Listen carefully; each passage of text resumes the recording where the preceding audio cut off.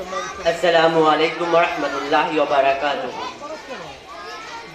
Innal hamdulillah nahmaduhu wa nusalli ala rasulihil karim. Amma ba'd, fa'udhu billahi minas shaitanir rajim. Bismillahir rahmanir rahim. Venerable chief guests, headmaster, respected teachers, guardians, and my dear brothers and sisters who are watching this program, I welcome all of you with the Islamic greeting. Assalamu alaikum wa rahmatullahi wa barakatuh. Now, I would like to discuss a Islamic topic. My topic name is, what does the Holy Quran teach? There is a profound question that each and every one of us reflects on at some point during our lives. Why I am here? What is my purpose? The Quran puts forward a simple but powerful argument with regards to our origins. Kullikum min ghairi shay'in humul khaliqun. Were they created without any agent? Were they the creators? In the chapter number 52 and verse number 35, the Quran engages its audience by inviting us to ponder some rational logical question which we can use at a conclusion about our origins. The first question that the Quran poses to us is, were we created by nothing? Can something really come from nothing? This is impossible, as we know from your own personal experiences of life as well as the laws that we could not have come out of nothing, because out of nothing, nothing comes. This leads us to the next possibility that the Quran proposed. Did we create ourselves? Can something create itself? This is a self-contradiction, because for you to create yourself, you would have to already exist, and you cannot exist and not exist at the same time. This would be like saying that your mother gave to birth herself. Since something cannot come from nothing and self-creation is absurd, this leaves one final possibility. We have a creator. This is the best explanation not only for our origins but also the universe and everything in it, because it is intuitive and also agrees with reality. Whatever begins to exist has a cause or a creator. This cause or creator must itself be uncaused due to the absurdity of a never-ending chain of causes.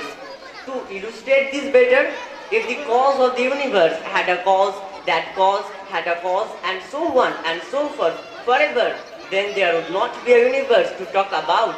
For example, imagine if you were told that you could not read this book until you handed it to someone else, and then this other person would also give it to someone else, and this went on forever, then would anyone ever read this book? The answer is no. If we apply this principle of the universe, we would have to conclude that the cause behind it is uncaused out of rational necessity. The Quran confirms the uncreatedness of the Creator. Allah says in the Holy Quran in the chapter number 112 and verse number 3, Lam yalid wa lam yulad. He begot no one, nor was he begotten. Now, having a creator is one thing, but how do we know? We have a purpose. Everything in this universe has a purpose. Even simple things like a chair, a board, and even the books you are holding in your hands serves a purpose. Would not it be sad if we did not to have a purpose? Think about the vastness with all its billion of galaxies and trillion of planets. The Quran tells us that God did not create all this for no reason. The sun gives us warmth. The clouds give us rain, and the trees and animals give us food. Since a lot of systems that God has put in place in our universe are to ensure our survival and well-being, then God must have a purpose in mind for us too. This is what the Quran tells us. It is God who created the heavens and earth, who has sent down water from the sky and with it brought for produce to nourish you. He has made the ships useful to you by his command, and the rivers too.